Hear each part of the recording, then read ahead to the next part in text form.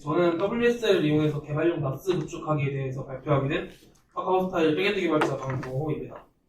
사실 이 마이크로소프트라는 장소에서 오픈소스 컨퍼런스 이야기를 할 수 있는 게 정말 영광인 것 같습니다. 개발자는 왜 항상 맥북만 사용할까?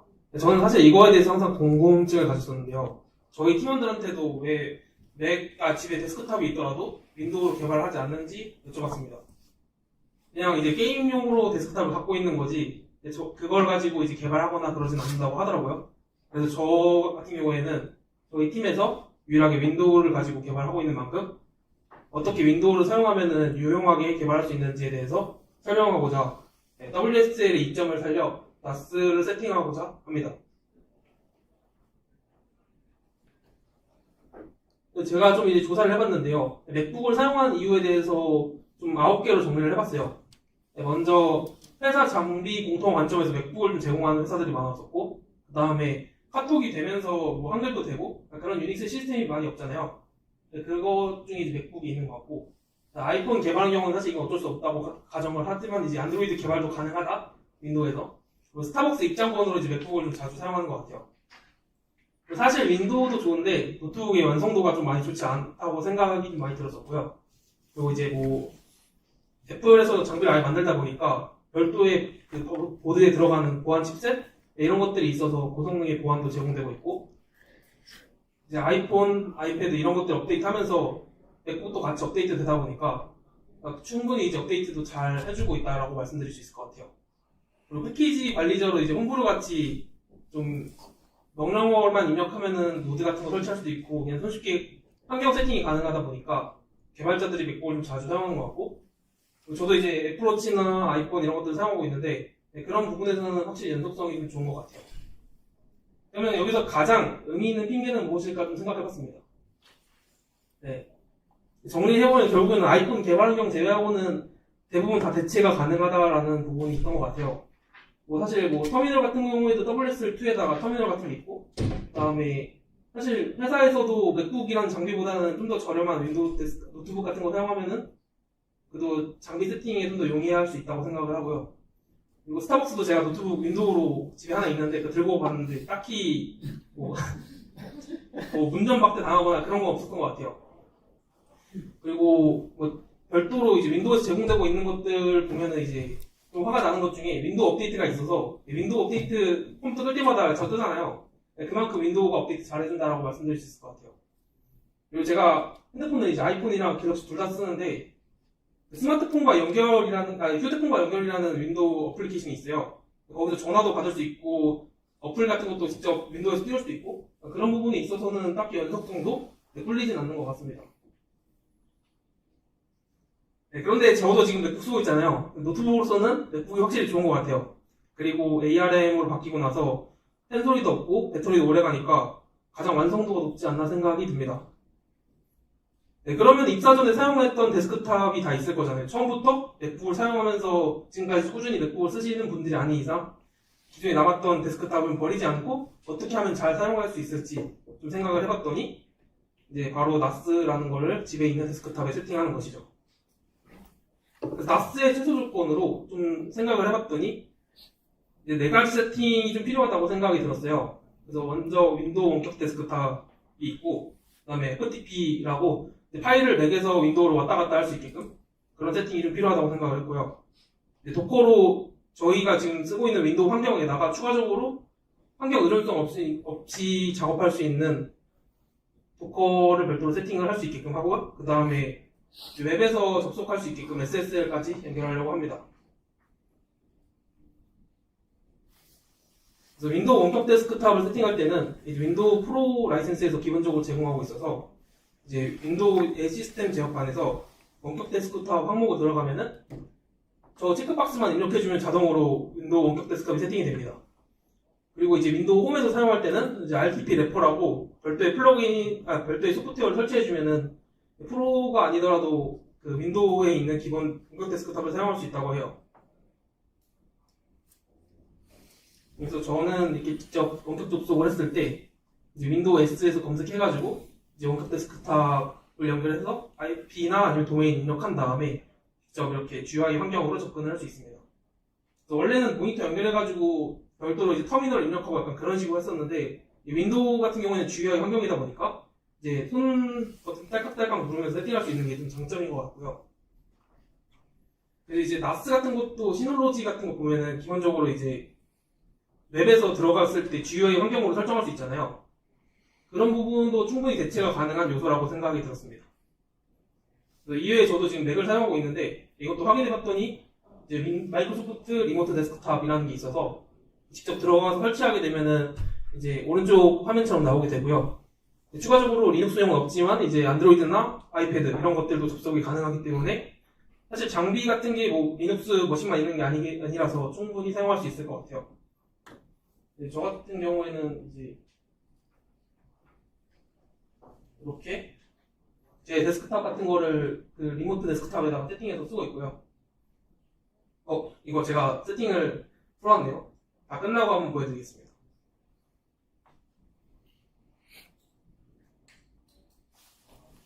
이제 저희가 원격 데스크탑을 세팅을 했으니까 파일을 왔다 갔다 저장을 해야 돼요. 그래서 IIS라고 윈도우 네이티브로 세팅할 수 있는 솔루션을 사용하려고 합니다. 이제 기본적으로 저는 내장된 시스템을 활용하는 걸 좀 더 좋아하기 때문에 별도로 그 도커에다가 추가적으로 설치하는 것보다는 기본적으로 윈도우 내장되어 있는 IIS의 FTP를 적용하려고 합니다. 윈도우가 검색이 좀 잘 돼가지고 시작에 이제 텍스트를 입력하게 되면은 검색이 되거든요. 거기서 윈도우 기능 켜기를 검색을 합니다. 그러면은 이제 중간 하단에 있는 그런 그 보달처럼 FTP 서비스 그리고 웹 관리 도구로 IIS 콘솔이 있어요. 그걸 두 개를 활성화를 시켜주고 그 다음에 이제 FTP 설정을 할 수 있게 IIS 설정에 들어가서 FTP 사이트 추가를 입력합니다. 그러면 이제 밑에 하단 우측에 있는 바인딩 및 SSL 설정처럼 IP 주소 포트 그리고 FTP 사이트 시작 SSL 사용 안함을 선택하게 되면은 기본적으로 FTP 서버가 세팅이 되고요. 여기에서 이제 중요한 거는 이제 저희가 모든 사람들이 저희의 서버로 들어가가지고 들어가면 안 되잖아요. 그래서 인증을 기본적으로 설정을 해서 그 다음을 누르게 되면은 인증의 기본 설정으로 그 다음에 액세스 허용을 이제 모든 사용자로 지정하게 됩니다. 이때 모든 사용자는 모든 사람들이 들어올 수 있다가 아니라 마이크로소프트 윈도우에 있는 계정을 의미하기 때문에 별도의 FTP 계정을 추가를 이후에 해주고 들어갈 수 있게끔 설정을 합니다. 그리고 맥이랑 윈도우에서 이제 파일을 왔다 갔다 하기 위해서 읽기 권한뿐만 아니라 이제 쓰기 권한까지 세팅을 해줍니다. 그러면 이제 FTP 사용자라는 옵션을 이제 해야 되는데요. 컴퓨터 관리, 시스템 도구, 로컬 사용자 그룹, 사용자에서 저희가 이제 FTP 계정으로 사용할 간단한 계정을 세팅합니다. 저는 이제 이미지에 이제 나스 FTP 유저라는 이름을 만들고, 그다음에 암호를 지정해서 이제 암호 사용 기간 제한 없음으로 세팅해서 FTP 전용 계정을 만듭니다. 이 계정으로는 윈도우 로그인은 되진 않고 그냥 FTP만 사용할 수 있는 리드 라이트용 계정이라고 보시면 될 것 같습니다. 그리고 이제 저희가 FTP를 열어줬는데 저희 공유기 내부망에서만 쓸 거 아니잖아요. 그래서 외부에서도 접속할 수 있게끔 윈도우 방화벽을 풀어줘야 돼요. 그래서 윈도우 고급 보안이 포함된 윈도우 디펜더 방화벽을 이제 윈도우 검색에서 입력을 합니다. 그럼 이제 그 메뉴 왼쪽에 보시면은 인바운드 규칙이라는 항목이 있어요. 거기에서 FTP 서버 보안, 그리고 FTP 서버 수동, FTP 서버 이 세 가지를 사용 허용을 시켜줘야지 외부에서 접속이 가능한 상태가 됩니다. 그리고 이제 서비스를 시작을 할 건데요.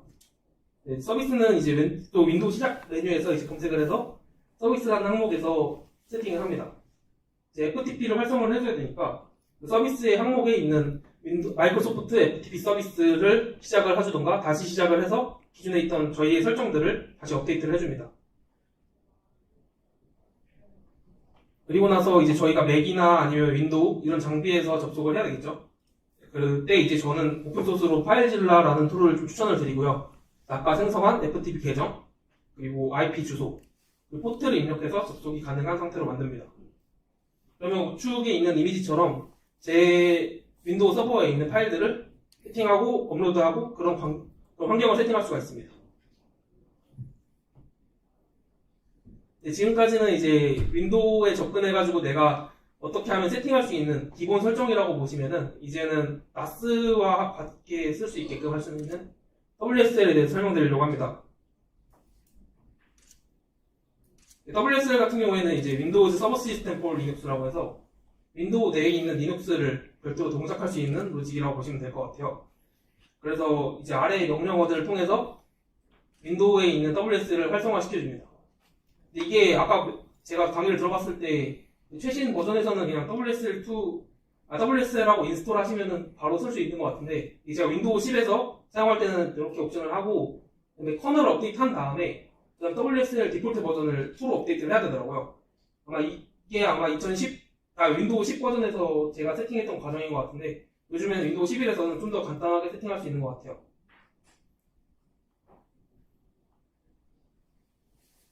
네, 그래서 여기가 이제 우분투 컴포넌트기도 하고 이제 제 내용하고 있는 우분투가 이제 WSL에서 세팅하기 위해서는 마이크로소프트 스토어 우분투를 검색을 합니다.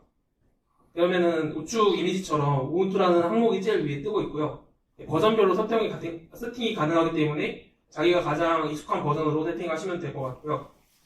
도커 데스크탑으로 이제 도커를 세팅을 하는데 이제 WSL2가 세팅되어 있다면 자동적으로 리눅스 커널을 WSL2의 커널로 바라보게 됩니다. 그리고 이제 도커 데스크탑 같은 경우에는 비즈니스로 사용하려면 별도의 라이센스가 필요하기 때문에 그런 부분에서는 렌처 데스크탑 같은 것도 있어서 대체로 사용할 수 있으면 좋을 것 같습니다.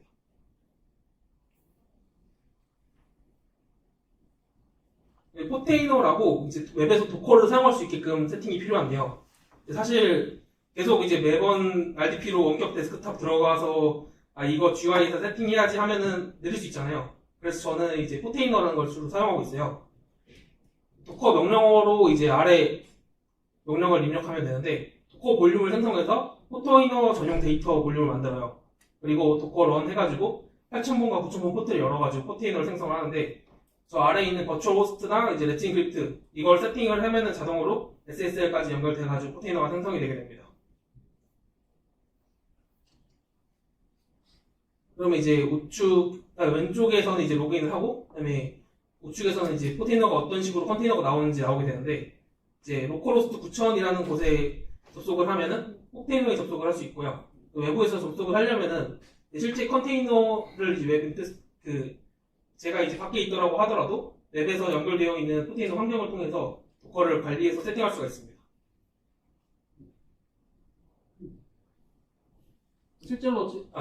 실제로 저희가 지금 도커에 접속하게 되면은 이런 식으로 UI가 나오게 되고요.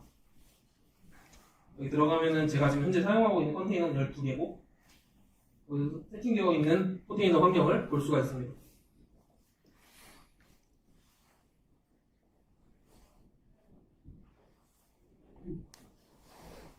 그리고 이제 웹 환경 같은 경우에는 사실 HTTP가 있고 HTTPS가 있는데 주로 네이버 같은 데 가면은 약간 자물쇠 모양으로 아이콘이 뜨잖아요. 그런 요소를 세팅해주기 위한 필요 요소라고 보시면 될 것 같아요.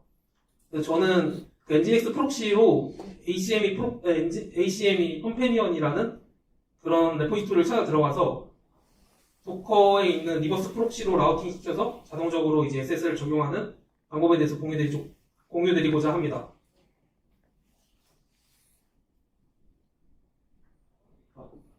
그래서 여기서는 이제 NGINX 프록시를 세팅한 다음에 보면 디태치라는 게 있어요.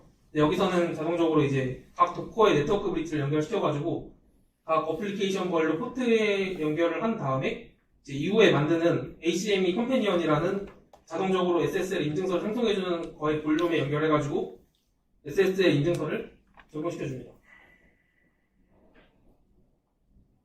그래서 여기서 보면은 볼륨 프롬이라는 메서드가 있는데 그 볼륨 프롬 NGINX 프록시라는 항목에서 이제 SSL 인증서를 연결할 수 있는 볼륨에 대해서 연결을 하는 그런 과정입니다.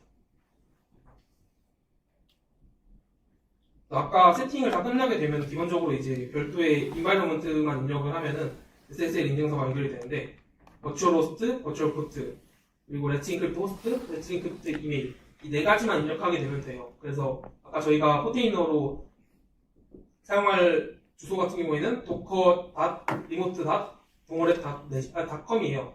그리고 제가 9000번 포트로 로컬호스트 실행을 했잖아요. 로컬호스트 9000번 포트에 연결시키고 그다음에 레츠인크립트 호스트도 동일하게만 지정을 해주신 다음에 마지막으로 이제 레츠인크립트 이메일 같은 경우에는 만약 이메일 그 도메인이 만료가 됐을 때 저한테 이제 알림이 오는 그런 이메일 주소라고 생각하시면 될 것 같아요. 이렇게 해서 포테이너를 실행해주면은 자동으로 엔진엑스로 연결되어 있는 SSL을 확인할 수가 있어요. 여기서 보시면은 네. 여기 왼쪽 위에 보시면은 이 연결은 안전합니다라고 뜨는 걸 확인할 수가 있습니다.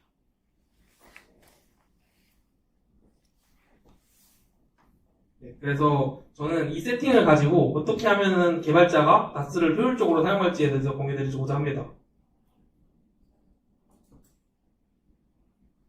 요즘에 개발 환경 같은 거 보면은 프론트와 백엔드가 나눠져 있잖아요. 그래서 프론트엔드 코드, 백엔드 코드를 각각 이 레포지토리에다 구성을 했어요.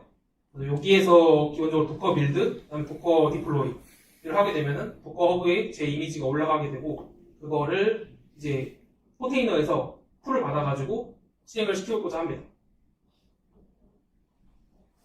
프론트엔드 같은 경우에는 이제 npx라는 노드 패키지 매니저에서 갑자기 바로 실행할 수 있는 그런 명령어가 있는데요.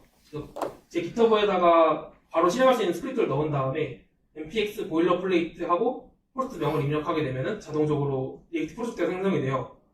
그다음에 리액트에서 만들어지는 그 프론트 코드를 이제 별도로 이제 리액트 아이나이즈 보일러플레이트라는 명령을 이제 패키지 제이슨에서 찾은 다음에 리플레이스에서 우브콘 테스트라는 파일명으로만 교체를 하고 그 다음에 npm run docker 빌드로 도커 이미지를 빌드합니다. 그리고 npm run docker deploy를 하게 되면은 8080번의 도커 이미지가 이제 제 도커 허브 계정에 포함이 되는 거죠.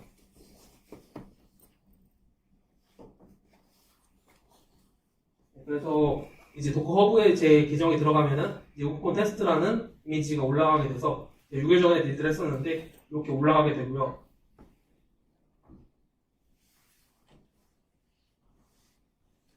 이 보시면은 이제 제가 8080번 포트로 열었다 했잖아요. 그래서 그 포테이너에다가 8080번 도커 이미지를 풀 받은 다음에 요거를 라우팅을 시키면은 기존 제 나스의 기본 IP 플러스 8080번으로 접속할 수 있는 걸 확인할 수 있어요. 추가적으로 제가 이제 별도로 openremote.remote.com이라는 곳에다가 이제 접속을 하게 되면은 이제 엔진엑스에서 SSL 인증서가 붙은 상태에서 활용할 수가 있게 됩니다. 여기도 동일하게 이제 인증되어 있다라고 안전하다고 포위가 되는 걸 확인할 수가 있어요.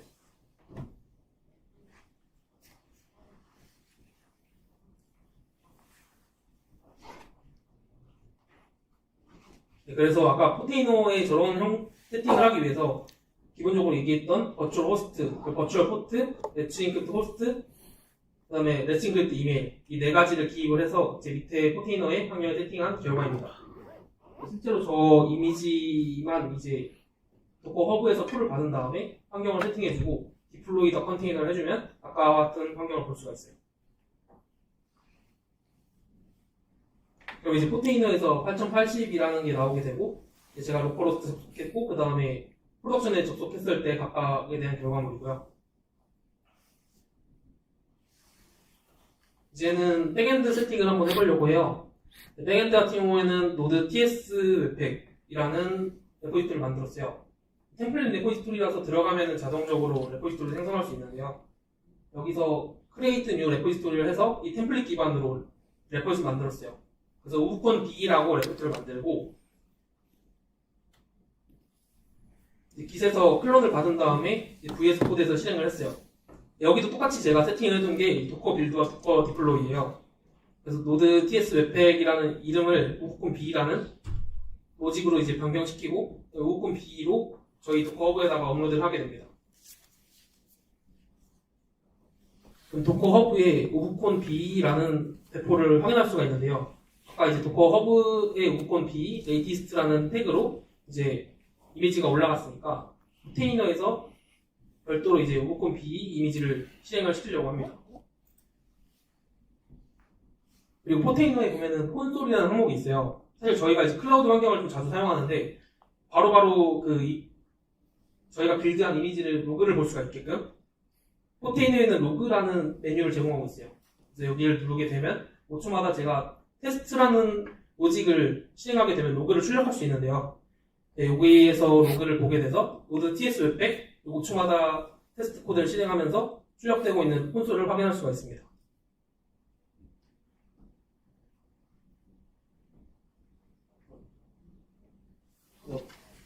실제 환경에서는 이제 포테이너라는 곳에서 제가 오콘 B라는 이 이미지가 있는데요. 이걸 다시 실행을 시켜주면 시작이 되고 오콘 B라는 이미지에 있는 이게 이제 이렇게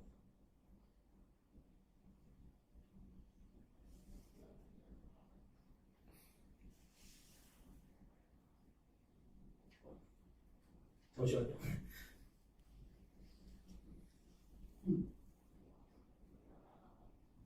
네. 이렇게 하면은 이제 5초마다 로그가 찍히고 이제 그걸 가져오는 것을 확인할 수가 있어요. 그러면 이제 저희가 별도의 AWS나 Azure 이런 것들 사용하지 않더라도 본인이 개인 서버에서 이런 백엔드 코드를 직접 돌려보면서 어떻게 디버깅 할 수 있는지까지 파악을 할 수 있는 거죠.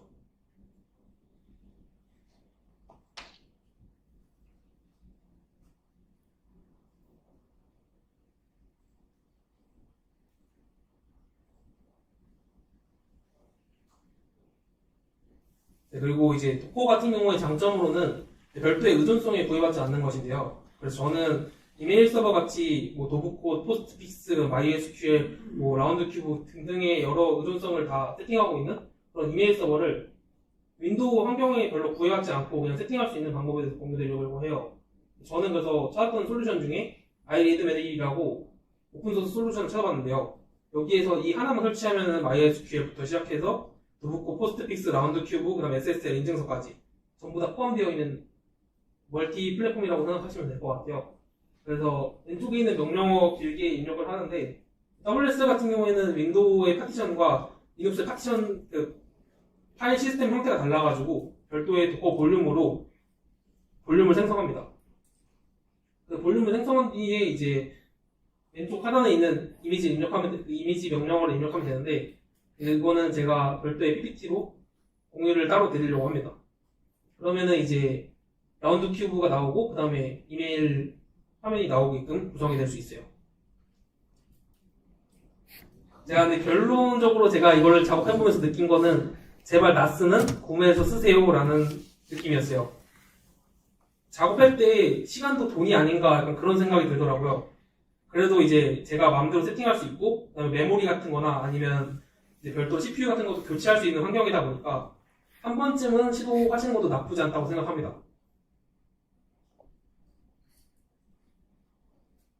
그리고 이제 제 이메일 주소는 여기고요. Q&A 같은 거 궁금하신 거나 아니면 세팅하시면서 모르시는 거 있으면 물어보시면 좋을 것 같습니다. 그리고 예전에도 제가 이제 이거를 블로그에다 정리한 적이 있어요. 그래서 제 블로그인 동아랩닷컴에 들어가시면 윈도우즈 온 나스라고 하는 글이 있는데 여기에서 댓글에다가 업데이트를 해주시면 제가 친절하게 답변 드리도록 하겠습니다.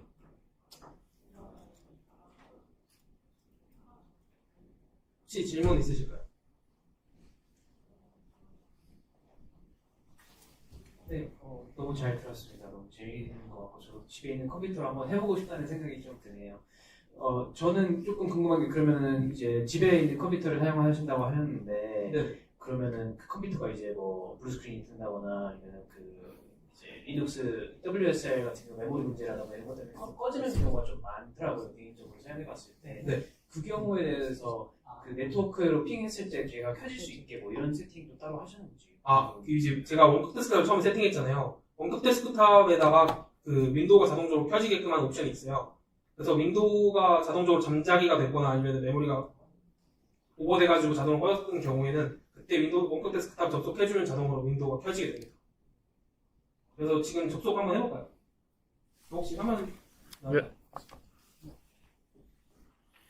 아까 혹시 몰라가지고 접속을 안 했었는데 이렇게 해서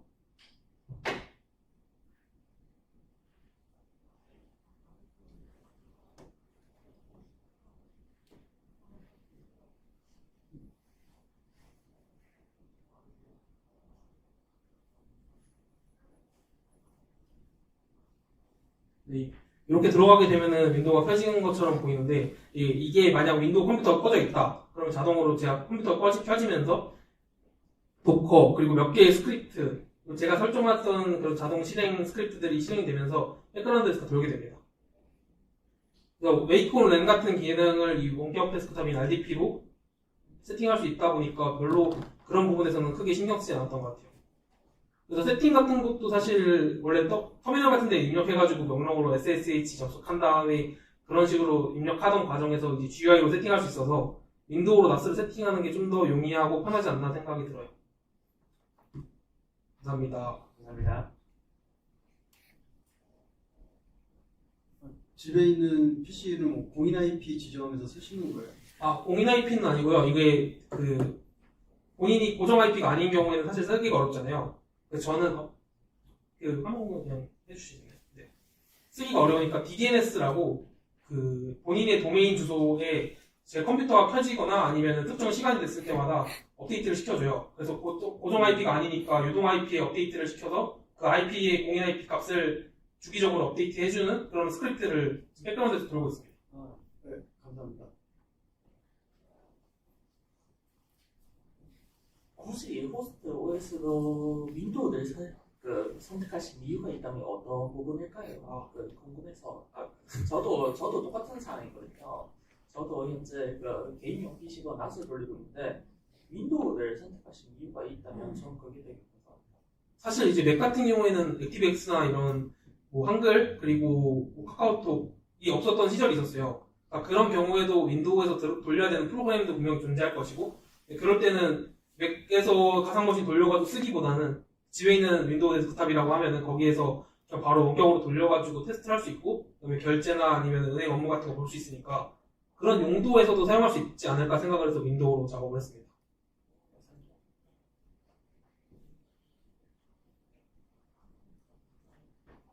시간이 조금 남아서 혹시 질문하실 분 더 계신가요? 없으시면 이제 세션 마무리하겠습니다. 다시 한번 이제 좋은 세션 준비해 주신 강도영 연사님께 감사드립니다.